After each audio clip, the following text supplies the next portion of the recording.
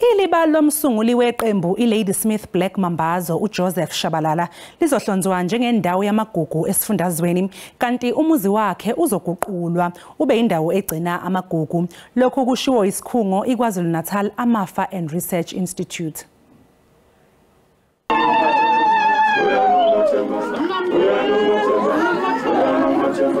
Iqembu elidume umhlaba wonke seliwole indathane yendondo okuhlanisa namagremi amahlanu lisekhaya kuleli sondo lapho kukhona izingxabo zalo eMnambithi. Lizobungaza impilo yomsunguli walo ubaba uJoseph Shabalala nokugcina izifiso zakhe ukushumayela uxolo nothando. Leli qembu lizophinda libe nembukiso wendondo neminye imicimbi.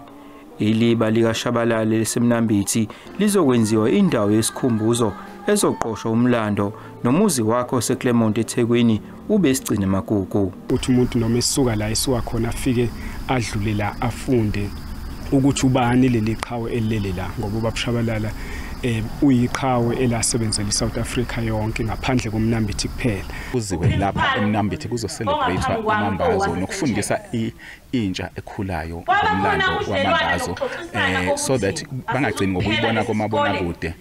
Imambazo ithi inhlelo zayo zokucija intsha ngamakhono omculo zithela izithelo ezinhle. Abantwana bayabamba bayaphumelela bayawazi bayawuthanda umculo wabo bayasithanda futhi.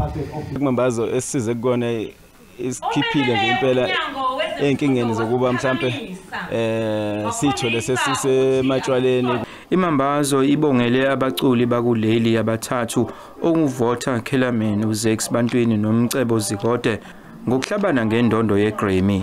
Izindaba za SABC nginguvusi Khumalo eMnambithi.